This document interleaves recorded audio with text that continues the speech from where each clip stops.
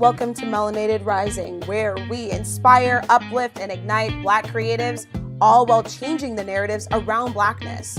What does it mean to exist Black in this world today with our many intersections? That's exactly what we explore, the challenges, the beauty, and the brilliance. Every episode is a look at what is possible when Black creatives stand in our undeniable power. Welcome back. I am your host, Kristen Iris. And I'm Mavelyn Cedeño. Welcome to Melanated Rising. I am so excited to have Mavelyn here with us, my guest co-host for today. Now, Mavelyn is an activist, orator, teacher, and event planner, and artist from Washington Heights, New York City. Yeah. She started curating events for the minds of Black people over 10 years ago as college sophomore in Southeast Tennessee. Her affinity for challenging our colonized systemic education peaked when she was given the opportunity to teach ethics and English to 7th and 8th grade students in the Dominican Republic. Since then, she has dedicated her life's work to being a behind-the-scenes mover and shaker in the fight for Pan-Africanist decolonizing work with the diaspora. So she is currently the executive administrator of the Afrolatinx diaspora social media platform and the founder and creator of the Redefining Melanin project. So welcome. Thank you for joining me. Thank you for having me. I'm excited. I am excited as well. So I like to start the episode always asking something I started recently when I revamped the podcast, asking a question. And that question for you is, and this is the same question for everybody, what narratives around Blackness are you currently challenging? Oh, that's a really good question. Wow. What narratives around Blackness am I currently charging? I am always challenging the erasure of Blackness within Latin America. For the past 3 years, that has been my focal point. Clearly, that overlaps with like a lot of other stuff. But my main focus for the past 3 years consistently has definitely been creating visibility and challenging the erasure of Black and Brown identities in Latin America. And then that overlaps into, you know, mass incarceration and the education system and systemic oppression. And you can just go down from the hill from there. It's so, like a tornado. It's a vortex of oppressive issues. Correct. Oh my goodness. So I love this narrative that you're challenging, and it's something that I really connect to because like I am American born and raised, you know, like I didn't even like I'm Puerto Rican on my mom's side, but I didn't even go to Puerto Rico until my 20s. You know, so like I've had this disconnect, but like as a kid, I mean, yes, I'm half Black. I'm like, my dad is Black American, but like as a kid, all the images of Latinx people were not looking like me, you know? Right. So it created this sense of like, so am I not one of them? You know, so I think it's really interesting. You know, how did you kind of come into this? Well, it was basically me being the front row spectator to people like you in my personal life. So growing up, I was always the light-skinned, high-ass yellow cousin in the room. Most of my family that lives in the United States are family that are from my dad's side of the family. And my dad is the Afro-Latino, the Black Dominican. My mom is white. She's the white Dominican. And so I predominantly grew up either visiting or being in the vicinity of my Black side of the family. And I had a front row seat at all of the discrimination and the subliminals and all of the psychological torture that my cousins endured. And a lot of times I was a vehicle of that. You know, my cousins had to deal with, I remember vividly, like I was like maybe 7 or 8, and my aunts were getting us ready for a birthday party. I believe it might have been my grandma's party. And they were, gonna sit down all the little cousins, get us all ready with our little dresses. We're about to have a house party with all the family. And we're supposed to be getting the little kids ready. And my aunts were literally arguing as to who gets to do my hair, because I'm the cousin with the good hair and my hair is going to be easiest. And so watching the faces of my other cousins, who I thought were prettier than me, completely change, and their demeanor and things that their own parents would say, or that their aunts would say, or uncles would say, to exalt whiteness or white passing or lightness, while they were the darker ones in the room, was something that was horrible to witness. And it definitely created almost a sense of a barrier at times in between me and my cousins. And it was something that is so sad, because it was something that adults created in us. It wasn't children are taught these things. Children aren't born to automatically have these types of biases and these types of discrimination. And so, yeah, everything from watching, my cousins get discriminated, and then moving to the South was also a really big life-changing point in my life. Growing up in the Northeast, it's completely different in terms of visibility of Black and brown bodies from all walks of life and all cultural backgrounds. And so moving from literally the melting pot of the entire country, which is New York City, to a place like Cleveland, Tennessee, is insane. Because here all you have is literally like majority white people, a couple of Central American immigrants that are, part of the agricultural scene down here. And then you have the very few families that have withstood the South for however many, years that their families didn't actually flee to the North. And so it's insane, the cultural differences. And so me moving down here, where people didn't even know what the hell Dominican was, and people automatically assuming that I'm just like another light-skinned Black sister, which is great because that's exactly what I am.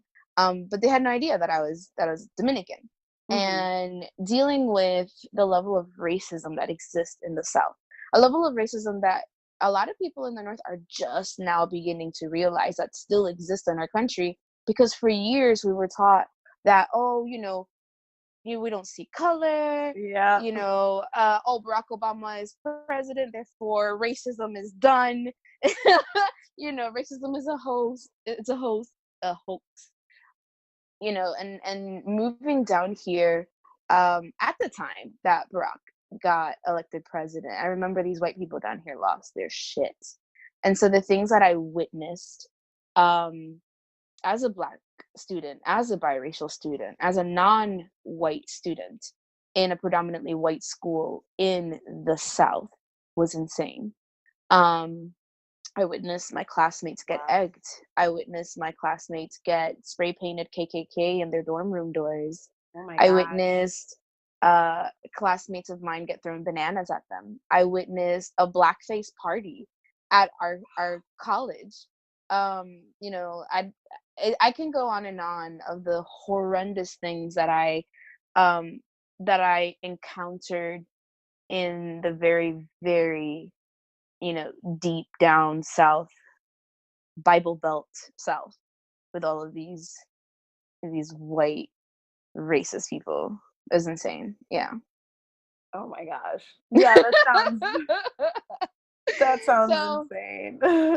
Yeah, me having the front row seat to all of that was basically what warped and shaped my walk of life, to be honest.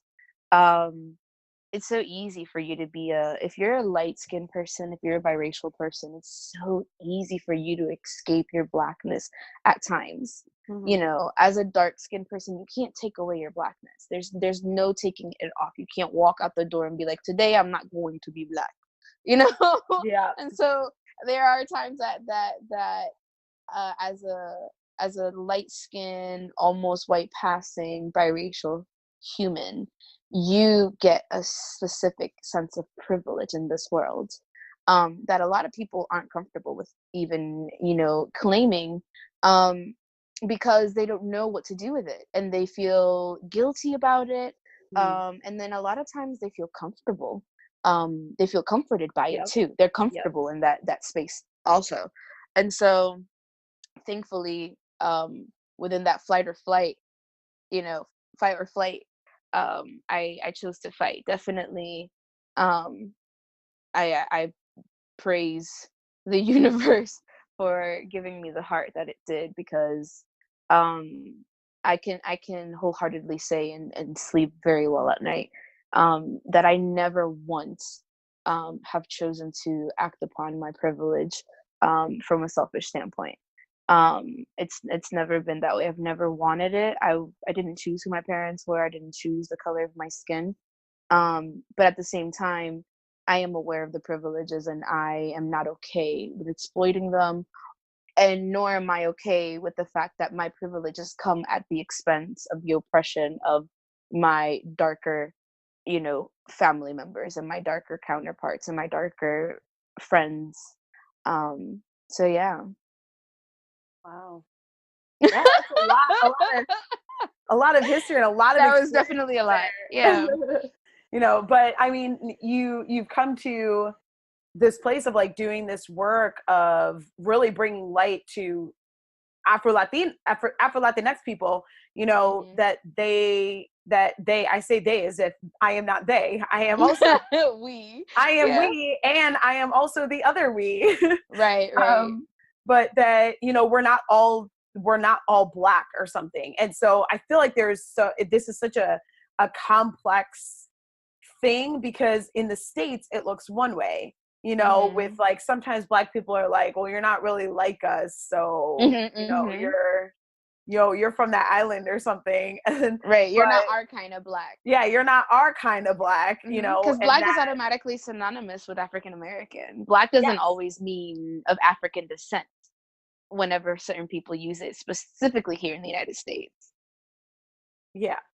And I feel like it has been broadening, like Black, not necessarily meaning African American, but like of the Black diaspora. Right. So I feel like it's expanding, and then it needs to, because we have so many different backgrounds.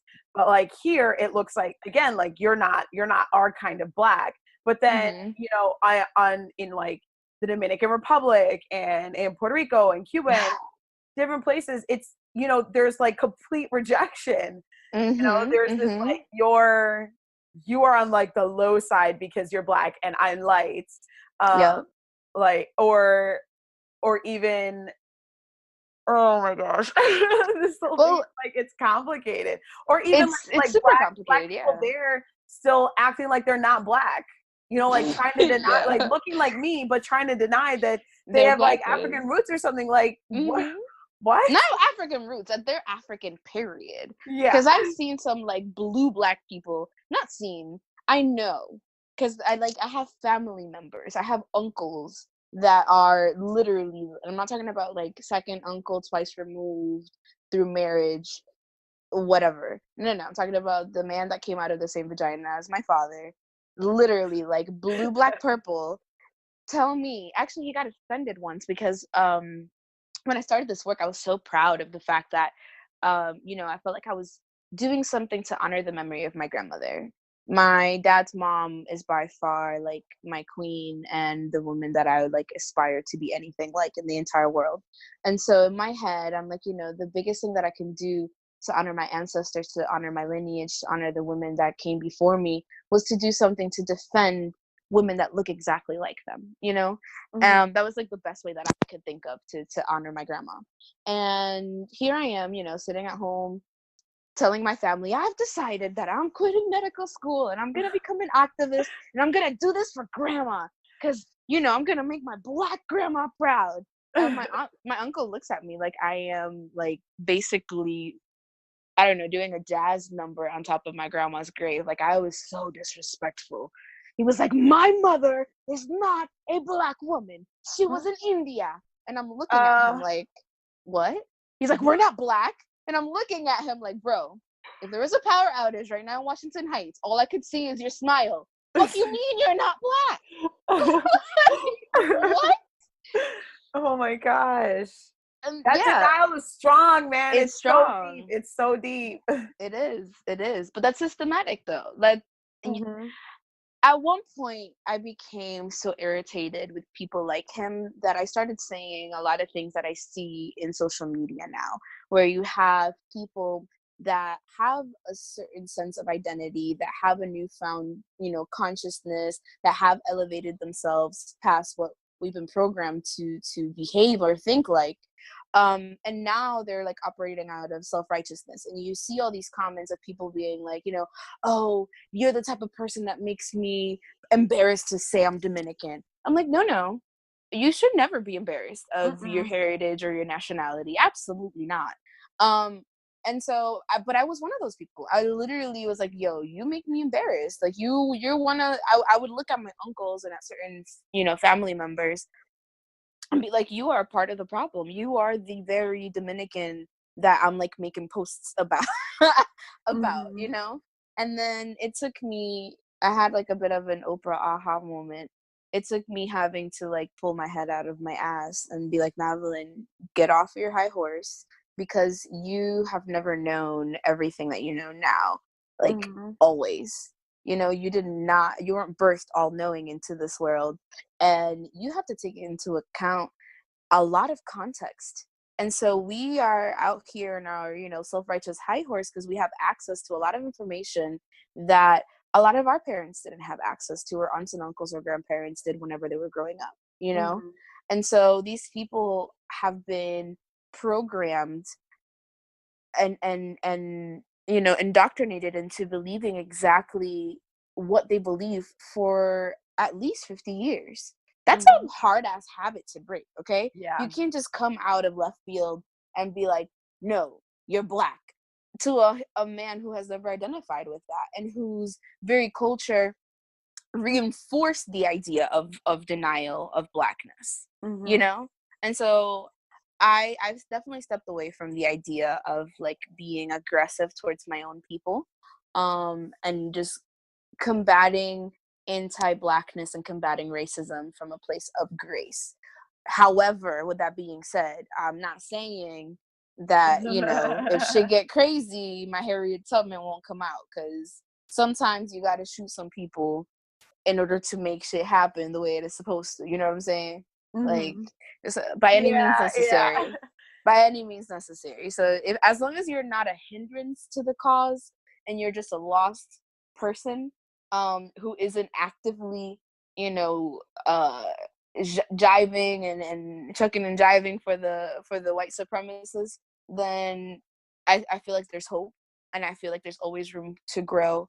Humans are not made out of stone.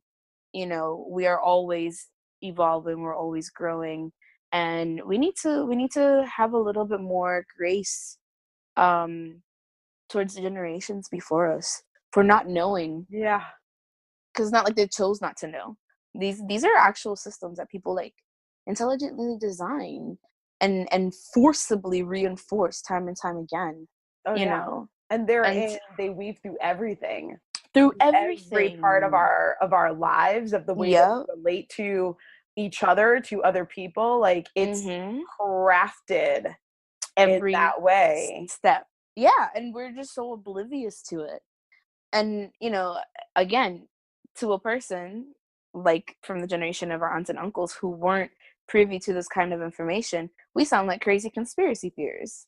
But at the end of the I've had uncles be like, okay, so what you gonna tell me now? An alien or a unicorn or whatever, and they make fun of me. They literally mock me whenever I try to have conversations with them about like systemic oppression, because they're like, oh, the man, the boogeyman or whatever, and I'm like, no, I don't think you understand. Like this shit is real. Yeah, there really are entities, there are families, there are industries, there are pockets of people in this world that literally have done everything in their power to make sure that the way that the world works is through oppressing others in order to advance and create wealth, equity, and privilege for a very select few. Yes, absolutely. And, you know, a lot of the mechanisms that they use in order to perpetuate this world of privilege that they've created for themselves is through education and through media. And like you said, through them basically dictating everything from even from how we interact with each other. You're so right. The Willie Lynch syndrome is like so prevalent in every other thing that we fucking do as Black people, and we don't even know it. Like, there's so many things that you can just pinpoint. Oh, look, that's Willie Lynch. That's Willie Lynch. That's Willie Lynch. And nobody calls it out for what it is. Because, you know, African Americans have it within their own subculture of Africanism, you know, where you have this whole light skin versus dark skin dilemma within the African American community, where certain people aren't deemed Black enough within the African American community. And then to that you add, you know, oh, then another layer of you're not deemed to be Black enough, or you're an otherness. If you are from a different culture, if you speak a different language, you know, there's so many otherness, and it's literally all seated in that divide and conquer Willie Lynch syndrome, divisiveness. White people know that. White people know that we're stronger together. Yes, that's something that I've been thinking about a lot in terms of white supremacy, and that white supremacy knows that we are stronger together. And white supremacy's goal is to keep whiteness above and everybody else below. And one of the best ways to do that is to pit us against each other. Absolutely. It's to pit us against each other. It's to create division amongst us. And that happens through like all these different avenues. The way that, you know, like you said, your uncle was denying his Blackness. And like part of that was survival. Was the way to survive is to not be Black in this world. Like, it's already hard enough. The way for me to survive is to not be Black. Let me just pretend that I'm something else. And we're now at a point where we could start, I mean, depends on where you are, because different places are in different states around the world. But like, where I feel like at least here in the States, we're in more of a place to be able to start shifting out of survival, recognizing like, oh, where am I operating from survival? Where am I still doing these things that are actually perpetuating my own oppression, because I'm trying to like get through the day or get through the week and make sure that I have enough to like feed my family at the end, or make sure that I don't get killed or something like that. Right. No, it's so funny that you said that, because one of the arguments that I've had with people, because as harsh as I am on my own, on Latinos, on Afro-Latinos, about anti-Blackness, I have to be as honest as possible and give context to everything, you know?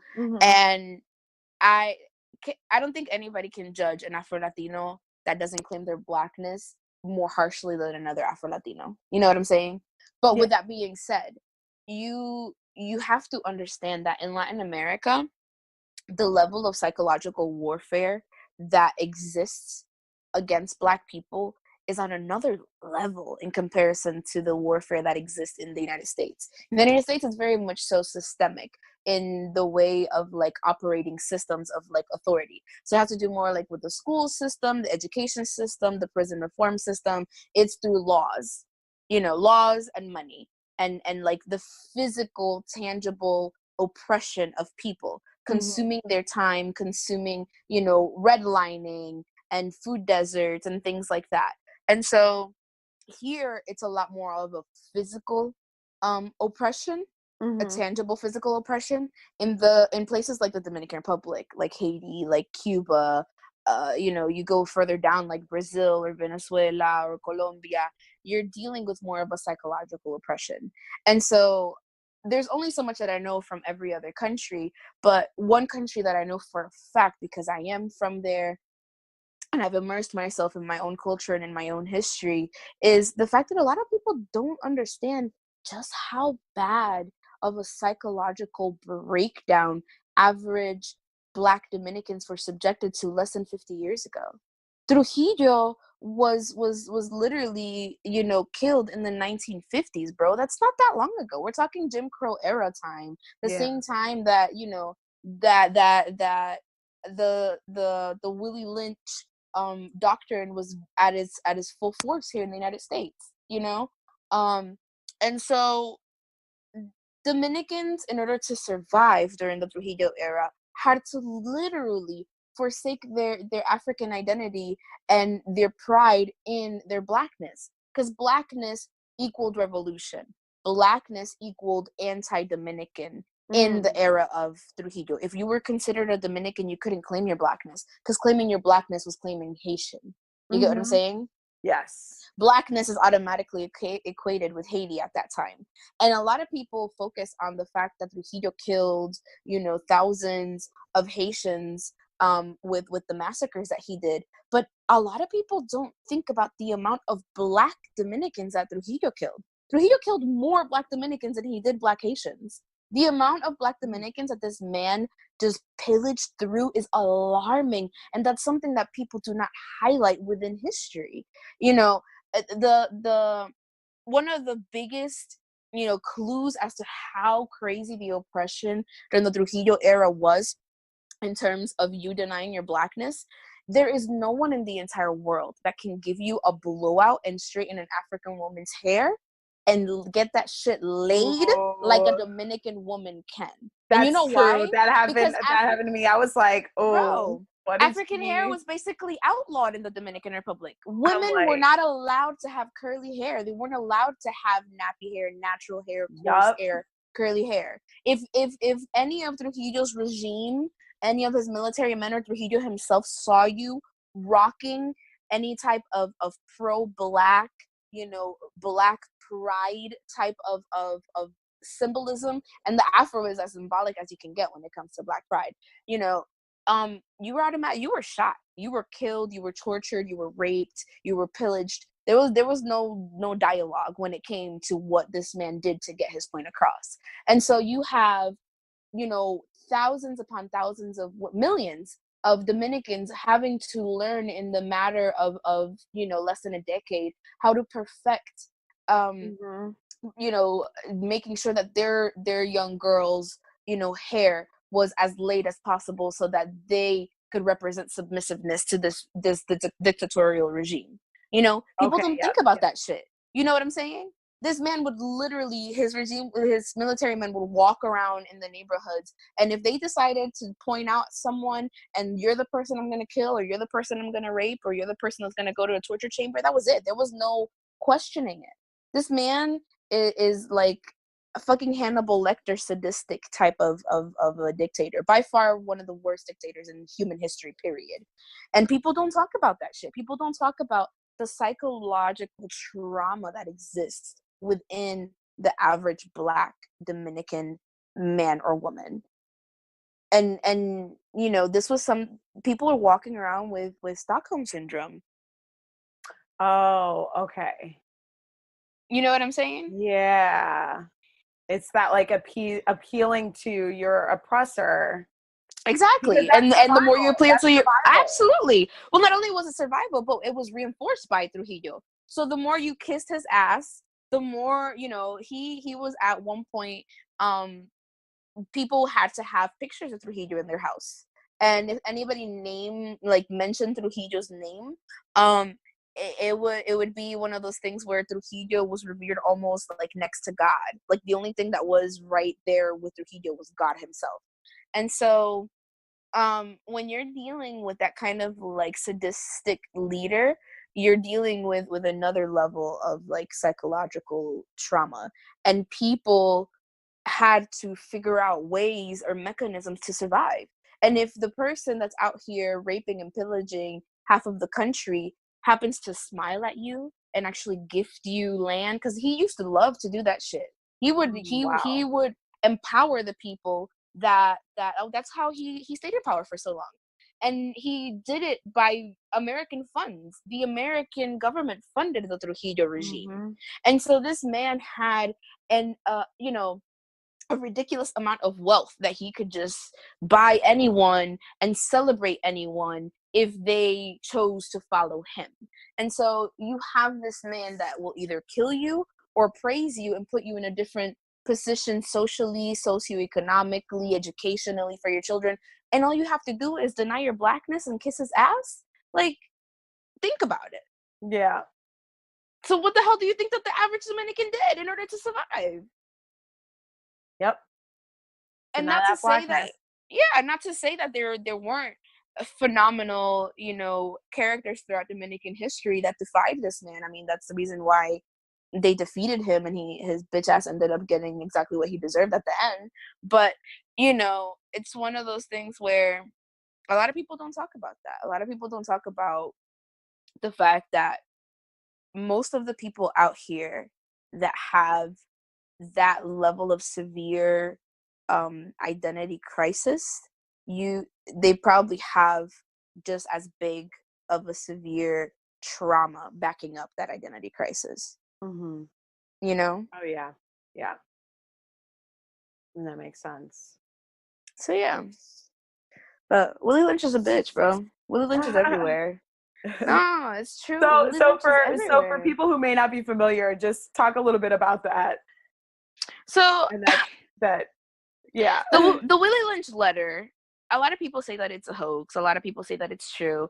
It doesn't really matter whether it was written by an actual person named William Lynch or not. The point is that this is a piece of document that white Americans used as the blueprint for how to, move past the idea of, okay, I no longer have Black people as my free workers. So Mm-hmm. how do I segue this level of oppression and convert it into something new? Mm-hmm. And so the Willie Lynch letter was literally a step-by-step blueprint on teaching white supremacist oppressors how to psychologically manipulate and dismantle the Black community for their benefit. And so it was like a maniacal genius blueprint for that laid way to a lot of the things that we still have in place today, within our education system, within our legislative system, within everything.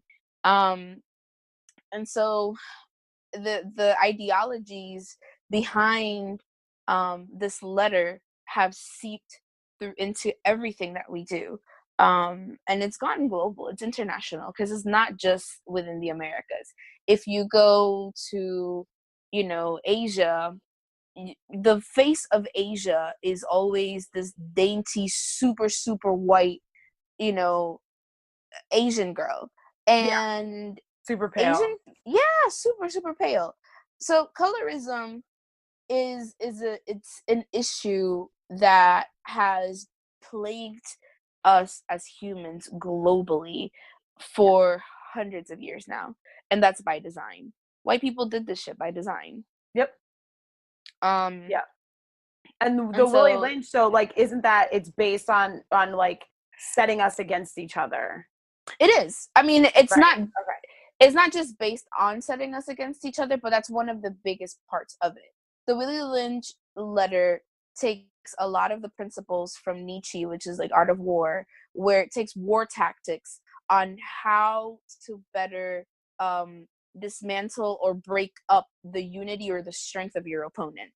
And so the Willie Lynch letter, whether Willie Lynch was a real person or not, the Willie Lynch letter basically describes in detail how to more effectively divide and conquer Black people. And so it gives you a play-by-play on everything from how you can use colorism as a divisive device, how spirituality is at the forefront of African strength. So the idea of African people having the ability to worship or speak their native language or use their spirituality is automatically outlawed. It goes into a lot of the war tactics used to basically like divide and conquer an actual army, because that's how they view the world. White supremacists view the world as if this is an active war. They have waged war against melanin for 500 years now, and it's not going anywhere. Yeah, we're still here. Mm-hmm. We're still here. We're still fighting. So, like, man, there are so many different dynamics with this, and um, interacting with, and even outside of the U.S. But one of the things that I saw you say on a live, and I feel like somewhere else too, because I've been following you guys' page for a while on Instagram, Mm-hmm. but it was about like us being able to come together, you know, and Mm-hmm. Mm-hmm. like wanting to kind of like bridge this gap and this separation that has been caused by white supremacy in its clever, sneaky ass ways, Right. and us being able to come together and rallying behind each other. And so I'd love to hear more about what you think would shift, what you think would change for Afro-Latinx people if Mm-hmm. we were actually able to, one, if they were able to come together themselves, they, as if I'm not part of they, but Right. also with Black Americans, if Mm-hmm. I'll keep the they, if all of them were able to just come together. Mm-hmm. Mm-hmm. Well, I mean, you're basically talking about a Garveyite mentality. Like, this isn't something that I personally, I wish I were that cool, came up with. But Pan-Africanism has been around for a while now. Mm-hmm. And, you know, we had beautiful Black men um, that within our narrative, within our diasporic history, have laid out the work for generations. These are men that traveled the world and realized that the African diaspora is so big, and they looked at the numbers, they looked at the statistics, they looked at the context of history, and they're like, bro, how is it that these people who are genetically inferior to us, physically, creatively inferior to us, have a hold on the world at the magnitude that they have it? And you know, Good these question. you know, these brave, yeah, no, these amazing minds like Marcus Garvey um kind of had their own aha moment in their lifetime, and they were like, bro, Pan-Africanism, that's the answer Mm-hmm. to everything, unity. And so I wish that more Black people saw Blackness as our unifying factor, as opposed to looking at life from the lens of separatism.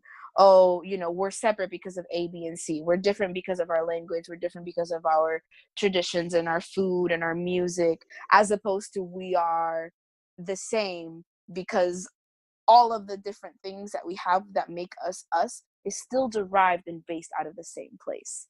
And Yes. so until we view Blackness as number one and melanin as number one, I think that we're always going to be divided.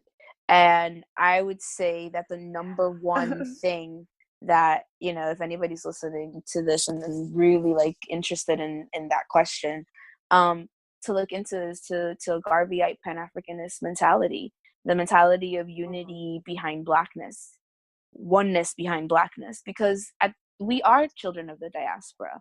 Black Yes. people are everywhere because they displaced us and dispersed us everywhere. And, you know, they understood the power of unity, which is why they displaced us everywhere, why they took away the mechanisms that would bridge those gaps in between us. You know, white people saw firsthand what happens when African people from different cultural backgrounds and from different languages and from different religious ideologies come together under the umbrella of Blackness. And they saw that happen with the Haitian Revolution. Mm. Haitians weren't just a group of enslaved Black people that came from one specific place in Africa. You had people from, I think it was like 10 to 12 different tribes that were brought by the French to the island of Quisqueya in Haiti, and placed on the side of the island where Haiti is now. And so these Haitian men and women had the first successful revolution of enslaved Africans because of the fact that they put Blackness first. Melanin was one. They Mm-hmm. understood that even though we all come from different tribes and different countries, you might be Congolese and I might be Yoruba, you might be Cameroon and you might be Kenyan. And the point is that at the end of the day, we're all here, we're oppressed by the same entity, and we need to bind together because we're all Black. Yes. And the minute that these beautiful African people understood that, and they bound themselves under the umbrella of Blackness, and then they taught each other the intersections in between their spirituality that makes up what, you know, modern day Santeria and hoodoo and voodoo is today. It's literally a conglomeration of those West African religions. And they used it as a weapon of unity, and look at what happened, you know. And so these white people realize, oh shit, we can't allow these Black people to keep their language or to keep their music or to keep their spirituality, because these are vehicles of unity. And I think that those are the biggest steps that we should take as a community. We need to reconnect, A, with our African spirituality, B, with vehicles of communication, and not talking about like, oh, we all need to learn now how to, you know, speak Congolese or a different African language, but use vehicles of communication and be open to dialogue. You know what I'm saying? Yes. A lot of us who are, for instance, here in the United States, come from so many different parts of the world, and we are children of the diaspora, and we are all speaking English. So now we no longer have that language barrier in between ourselves. So why don't we? The language barrier, it's more on the psychological standpoint now than the actual language itself, which is sad. And so we need to cross those bridges, bro. We need to reconnect with our ancestors. We need to reconnect with our African spirituality. We need to reconnect with the idea of dialoguing, and it takes a community, it takes a village. And we also need to get back to the idea of Blackness is one. Yes, I love that. Blackness is one. I feel like this is something that I could see a lot of people or more people now doing the work in that direction, but you still see these places where we're still kind of fighting each other, you know, where we're still being put up against each other in ways where we don't even realize, because some of us haven't, like some people haven't taken the time to decolonize their own white supremacy, to you know, to look at their own internalized racism. And if you're not looking at that and all of the different ways that shows up, and that's not something that ever ends.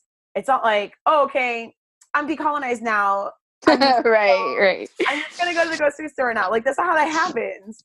You know, it's something that is a process that you have to keep doing. And so since most people are not, I don't want to say most people, a lot of people are not doing that work. They're like right. pro, you know, they're like pro-Black, but only pro some kind of Blacks, and only pro like certain things that are Black, and not actually pro all Black people. And that in that way they end up creating like more not more separation, but they end up continuing the separation that's already been happening. Right. You know, and I really like what you're talking about, that, you know, uniting under this kind of like this, under Blackness, under one name, umbrella, umbrella. And I think that's so, I think that is so powerful, and that's part of the work that you're doing and part of the work that I'm doing, you know, and we're doing it in different ways, but it's that, hey, let's share these, you know, like on my end, it's like, let's share these different narratives around Blackness. Let's see these different experiences. Let's break some of these narratives so that we can actually come together and, one, just understand each other better, because we do come from so many different backgrounds and so many different places. But within that, it's not just, you know, understanding other people's narrative, but also validating it and respecting it. I think that should be at the forefront of it. Because one of the biggest issues that we have is like, okay, you're claiming Blackness, so now just be Black. And I've ran into so many people that want to police Blackness, that are like, okay, I'm gonna accept you into the Black Hall of Fame. You're invited to the cookout, okay? But you need to drop the Latino thing. I'm like, wait, what? Wait, what? The amount of African Americans that I have encountered that are like, if you're preaching Pan-Africanism, then why are you so focused on being Latino? And like, and I'm like, bro, because it's my heritage. It's a huge part of it. Latino is Blackness, like at its core. Latin American culture, anything and everything that makes Latin America dope is directly derived from African descendants, bro. Like, what? When you think of everything from music to food to art, like everything and anything that makes a Latino, whatever that it factor is that makes them cool, it's directly derived from like African culture. The only thing that colonizers did in Latin America was give us ridiculous religion and the language, and that's it. That's literally it. Ridiculous religion and the language. You know, I can't even really argue with that. But yeah. I mean, there were a lot of like indigenous people here, obviously, and that, you know, got just decimated when colonizers came in. And, you know, I mean, they, like, I would say, like, we definitely don't want to forget that element, you know, of course, and what they were on, like the architecture and the science and all the things. But, you know, what you talked about earlier about like how we were dispersed, we were spread out everywhere, and people I saw this, it was a quote on, or it was like a picture on Instagram, and it had to do with Black History Month and whatever sign was being made. But it's basically comes down to the idea, you know, when people talk about they stole slaves from Africa, and it's like, they didn't steal slaves from Africa. They weren't slaves until they were like they stole doctors and architects, and scientists and philosophers. That's who they stole.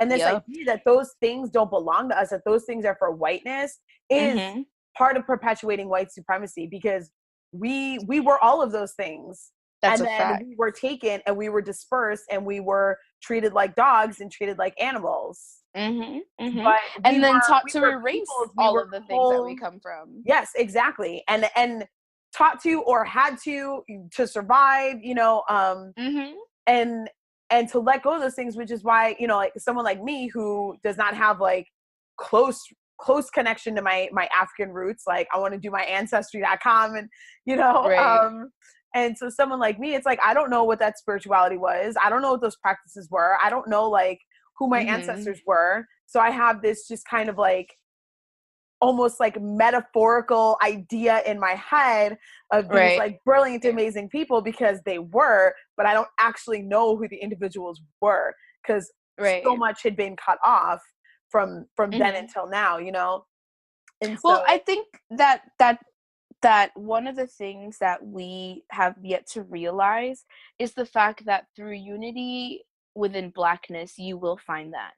The amount of like, just a specific example, the amount of Nigerians that I've encountered that have asked me questions about Yoruba religion in the Dominican Republic and in Haiti and in Cuba and in Puerto Rico and in Brazil, that is still prevalent today. It's astounding, because what people don't realize is that not only did they steal the doctors and the you know, the engineers and the chemists from Africa, but they also stole all of the spiritual leaders, all of the chiefs, all of the medicine doctors, all of the high priests.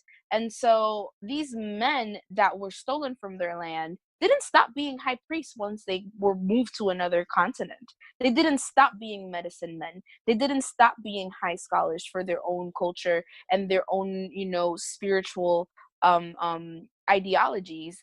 And so that's one of the things that we need to understand, that when we connect with other people of the diaspora, you're connecting with specific aspects of yourself. So a Nigerian that lives in Nigeria, that was born and raised in Nigeria today, is most likely either Muslim or Christian. The Yoruba religion doesn't really exist in Nigeria anymore that way.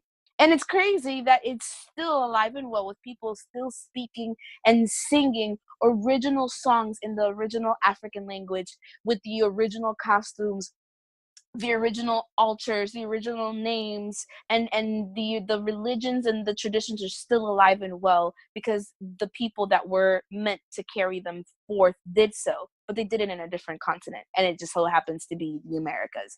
And so it'd be so easy if we understood Blackness as one, and if say a Nigerian was like, you know, we are all Black, let me go check out Cuba really quick, they'll probably connect with their second cousin twice removed, because for all we know, you know, their great grandfather's little brother was the one that, or big brother for that fact, was the one that was brought to Cuba, and the other brother left in Nigeria.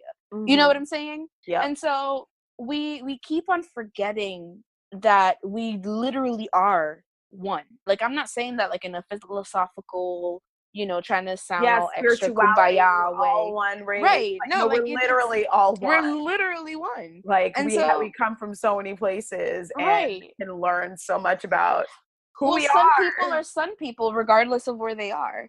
And melanated sun people are sun people. We're light. If you have melanin in you, you are a light being. You are a human of the sun.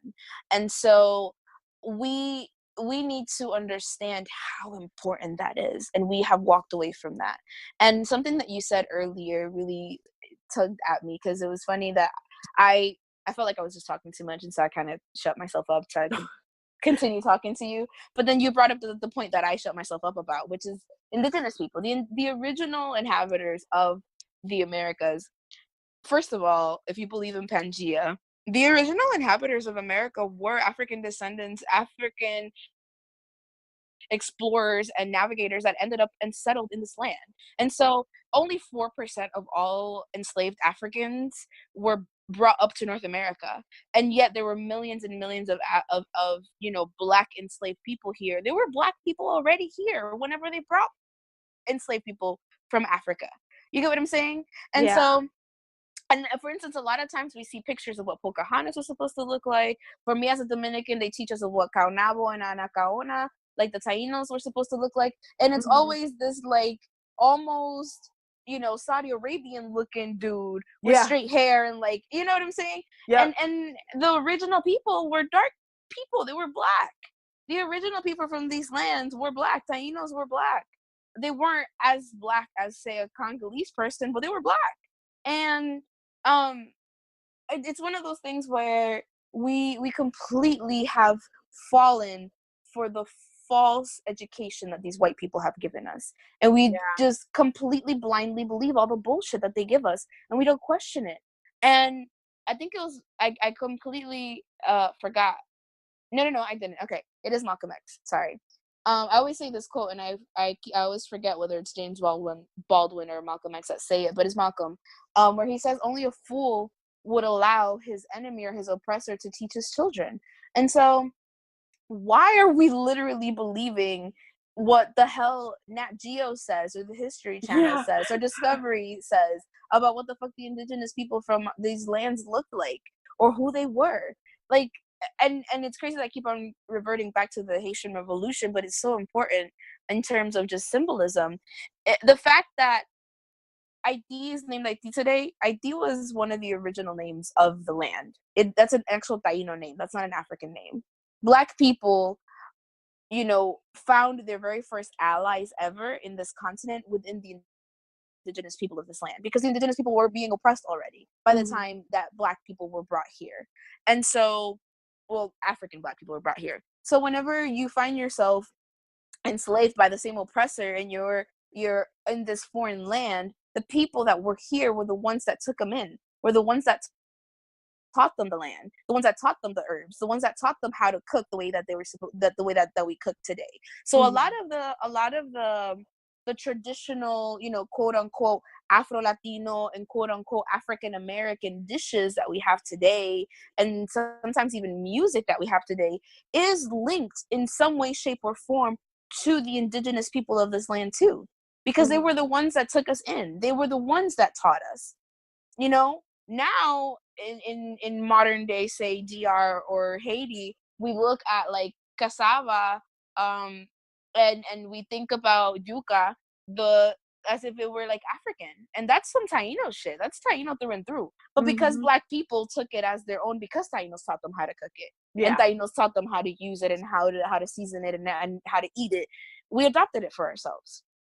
And there are a lot of people out here walking around that when they do their ancestry and they're Black and they get that portion of indigenous, you know, genealogy in there, is because not only were, you know, a lot of the oppressed people forced to interbreed with each other in order to create more enslaved people, but at the same time, a lot of the indigenous people that did end up fleeing oppression alongside with African people ended up intermarrying with these people. So you have generations of people who, you know, maybe the chief of wherever Zimbabwe wasn't really Zimbabwe back then, but whatever that tribe was back then, was brought here, and he met the chief of whatever tribe of Harabacoa in DR, and you know, they became friends, they became allies, and then by tradition he probably married the daughter of the chief and had children, and then had grandchildren and great grandchildren, and you have some chick right now walking around in DR, and she has Taino and whatever in her, whatever tribe from Africa in her, and you don't even know that, because we don't focus on the unity. Again, we go back to separatism. We automatically think that the indigenous people and that Black people have somehow been at odds, when that's not true. Indigenous people and Black people from the Americas have always been allied, unless they've been pit against each other by white people. By white supremacy, exactly.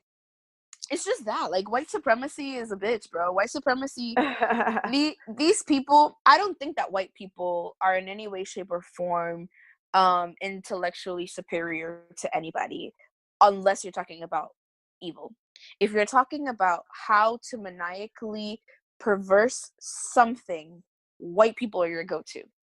Like, the average melanated human being has the capacity to create things, but it's usually for the betterment of their society. White people have the capacity to take an invention and appropriate it, but usually for the detriment of others. So you have like, I'll give you an example. You have Asians over here that invented gunpowder in order to make pretty shiny stars explode in the sky, and you have these white bitches come through and they're like, oh, that looks like a really great idea, so I can explode people. Like, just blow up some people. And all of that is still like based in like this indoctrination of white supremacy. You know, it's like, how can I be destructive? You know, and for us, how can I be better than the other Black person next to me? And if we just come together, we would have so much more power and so much more knowledge of who we are. Like you said, there's so many things that were spread and things that we can learn about ourselves and our own culture. So I think that is really, I think that is a great thing to take from this for everybody who's listening, is about the unity and learning how to connect, you know, and come together, because that's where we will be able to make a real change. Right. And so, to add one thing before we gotta know how much time we have on this, you did say something earlier that kind of stuck out to me, and you were talking about like the ways that Black people today are like viewing activism or like pursuing that work, or doing the type of work for like decolonizing or like trying to come together, and but somehow they're always, you know, I'm gonna support Black, but I'm only gonna support this type of Black. I think that outside of the other three things that I mentioned, as far as like, you know, viewing Blackness as like the unifying factor, and then African spirituality and what was the third thing I said? African spirituality and communication, right? Outside of those three things, one of the things that I've realized that we do a lot, that separates us, is this idea that if your idea behind how we can arrive at like bettering our community doesn't automatically align with how I think that we should better our community, automatically we can't be friends, or automatically we can't be allies. Like, if you think that saving our community is based on, you know, focusing on kids, and I think it's based on focusing on women, and somebody else thinks that it's based on focusing on men, somehow we think that all those things can overlap one another and can help one another. And we automatically think that if you don't align on all the P's and Q's with me, then we're not compatible, and we can't unite. And that's one of the biggest things that separates us. You have Jewish people out here creating so much equity for their community, and these bitches be hating each other, like literally hating each other. Well, they know how to differentiate what is for the betterment of the Jewish community versus what is for the betterment of their personal ego. And so I don't need you to validate my school of ideology. I don't need you to validate whether or not my idea is good or not. At the end of the day, if your idea and my ideas are all for the betterment of the community, then that's all that fucking matters. Yeah. Why are we arguing about whose idea is better? Incorporate both fucking ideas and that's it. You get what I'm saying? Yep. So you have Jewish people that can't stand each other, and they still out here doing mad work with each other, creating franchise together, buying buildings together, buying banks together. That doesn't mean these bitches go out and golf together and intermarry each other and have, you know, I don't know, movie nights during Sabbath or whatever. Like, bro, that's not how the world works. And the same thing with white people. White people be the first bitches that if all they know is money. If you can somehow make the money, they will literally work with their mother's rapist if it means that it's going to build equity and it's going to build some sort of level of comfort for themselves. Yeah, like, white people do rally together. I mean, look at like Republicans. Republicans don't even have to all, like, Republicans here, they don't even all have to, like, believe in the same candidate. They'll be like, I know that guy is shady. I know that he doesn't know what he's doing, but you know what? Everybody else is rooting for him, so let's stick together. And it's like, bro, they have a code that they follow. You know, and that's why they keep winning. Yeah, they stick to the code. They stick to the code. Every other culture, every other pocket of people, they stick to the motherfucking code. And for some reason, black people... Nah, seriously, the code. We have to have a code. We have to understand that we as people, because we are all human, because we all have different levels of consciousness, because we all have different perspectives and different versions of reality, we need to understand that we're never going to agree on everything. It's never going to happen. And we need to realize that we need to adopt the only way to win the game is to actually play the fucking game.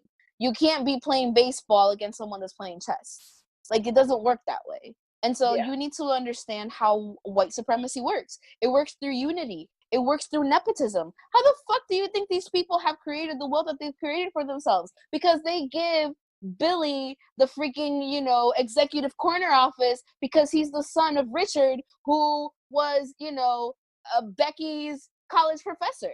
Like, it's all through nepotism. It's all through people who know people.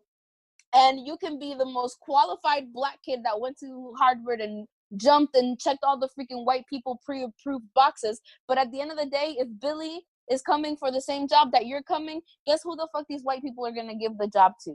To Billy. Not to you, Bonquiqui. You're never going to get it because they work through nepotism. And that's just how it is. Yeah, and I'm not saying we should do nepotism, but unity we should definitely. We definitely should. No, girl, we like, definitely let's do it. should. Come on, hook everybody up. I mean, it's not even about hooking everybody up. It's about elevating your own community. If I were to that's what I mean. That's what I mean. But I don't mean like necessarily somebody who's like not qualified. But like, unity. No, I'm on some real shit, even on some non-qualified. I'm being so serious, girl. It's not even funny. If one day, when, because I'm already there. As my business ventures grow, and as I create equity for myself and for the diaspora page, and as I create wealth, you best believe that I can have a Becky come through here with an MIT PhD, and if the sis from the block over there seems to have a certain grasp on reality and has the willingness to work and grow, Becky, you shit out of luck because you ain't getting the job. Like, I'm sorry, no. Black people need to give other black people jobs. Black people need to create equity for other people. Yes, give each other chances absolutely. Too. No, I hear what you're saying. Because if we don't do it for ourselves, who the fuck is? Ain't nobody rooting for black people. So who? Why do black people think that we're gonna somehow have this white, and honestly, it's because of fucking movies. It's because of movies. Everybody thinks that they're gonna get what the hell is this chick from $1 Million Baby that did the Freedom Riders movie? Hilary Swank. Yeah, everybody thinks that Hillary Swank is gonna show up at their school. And Oh yeah, this white savior white is teacher crap. savior. No, Like, your white savior. Your white savior is not coming for you. Hillary Swank That's ain't why- coming for you, No, baby. that's She's why not. we have to support each other and give each other opportunities and give each other That's a chances fact. where we already have space or are creating space around us. We need to, create opportunities to fill that space with other black faces and black bodies. So Absolutely. yeah, Absolutely. Thank you for this conversation. Where can people find you? Okay, so you can follow the Afro-Latin diaspora page. It's literally VTHE Afro-Latin diaspora. And Instagram, we are going to be launching everything from our website to the podcast to all of that stuff. So just through that same name, look us up, follow, please support. We have a lot of dope projects coming up, so I'm pretty happy about what the future has in store for us. And thank you for having me. Yay! Yeah, I'm definitely going to also have a link in the description. So if you were listening, you can go and click that link and check out the page. That is how I found you in the first place. So awesome. Thank you so much. I mean, this was such a good, like, holy crap history lesson and just so much information in here. So guys, definitely go check out the page. It's awesome. You're gonna learn a lot. And again, that's part of, even if you're not Afro-Latinx, like, you are going to learn more things about yourself. Like she was just saying, like we've been saying about unity, we will learn more about ourselves when we connect to our community and our various communities under that umbrella of Blackness. So thank you so much. Thank you so much for joining me for this conversation. Thank you for having me. Thank you guys for listening. Ashe, many blessings to you. Let me tell you, I got a whole history lesson from this episode. There is no way you listened to that and didn't learn something. The amount of knowledge that this woman has is just, it's amazing. So definitely go follow the Afro-Latin diaspora page and go learn something and connect with more people of the Afro-Latinx community. If you enjoyed this show, please make sure you subscribe so you get new episodes, and please leave an honest review and rating on iTunes. It is the best way to help others find us and get this show out to more ears. If you would like to help support this podcast, I invite you to join my Patreon page at patreon.com/melanatedrising. Thank you so much for tuning into this episode. Always remember to stand in your Black creative power.